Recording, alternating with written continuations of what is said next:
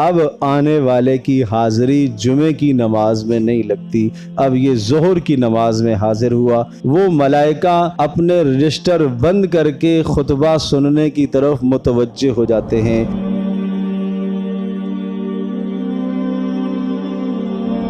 اسی طرح سے ایک مسئلہ یہ بھی سمجھ میں آیا ہے کہ اگر کوئی آدمی جمعے کا جیسے خطبہ چل رہا ہوتا ہے، عیدین کا خطبہ چل رہا ہوتا ہے، اس خطبے میں انتہائی یکسوئی کے ساتھ خاموشی کے ساتھ بیٹھنا ہوتا ہے۔ اگر کوئی آدمی کسی کو چھینک آ جائے تو اسے الحمدللہ نہیں کہنا چاہیے، اور سننے والے کو بھی یرحمک اللہ نہیں کہنا چاہیے۔ جمعے کے دن کا جو خطبہ ہے، یہ خطبہ بالکل نماز کی کیفیت ہے۔ اس میں بس اتنا آپ کو اختیار ہے، آپ جس طرح سے چاہیں بیٹھ جائیں، کوئی ضروری نہیں ہے کہ اتحیات کی کیفیت میں آپ بیٹھیں، جیسے سہولت ہو ادب سے بیٹھ جائیں، دو زانوں ہو کے بیٹھ جائیں تو ادب کی بات ہے، نہ اس طرح سے بیٹھیں تو کوئی حرج نہیں ہے، جیسے آپ کو سہولت ہو، لیکن بات چیت کرنا جائز نہیں ہے، تسبیح پڑھنا جائز نہیں ہے، ذکر کرنا جائز نہیں ہے، اذان کا جواب بھی اس موقع پر آپ نہیں دیں گے، بالکل آپ خاموشی اختیار کریں گے، یہاں تک کہ آپ کے برابر میں کوئی آدمی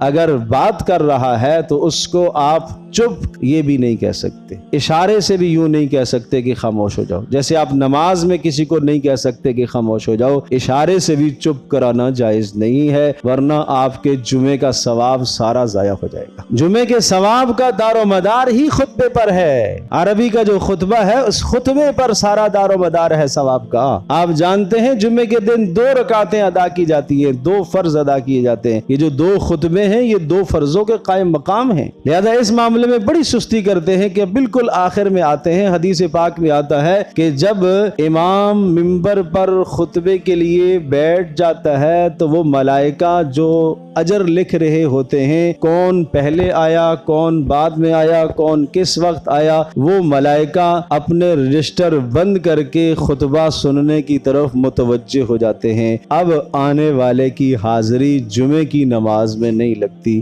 اب یہ ظہر کی نماز میں حاضر ہوا، یہ جمعے کی نماز میں حاضر نہیں ہوا۔ اور جمعے کی نماز کا ثواب کیا؟ گزشتہ جمعے سے اس جمعے تک کے گناہ معاف ہو جائیں گے، اور ظہر کی نماز کا ثواب کیا؟ فجر سے لے کر ظہر تک کے گناہ معاف ہو جائیں گے۔ تو بھائی تھوڑا سا جلدی آنے کا اہتمام فرمایا کریں۔ تو اس لیے خطبہ شروع ہونے سے پہلے آدمی ہر حال میں پہنچنے کی کوشش کرے تاکہ پورا آدمی کو ثواب حاصل ہو۔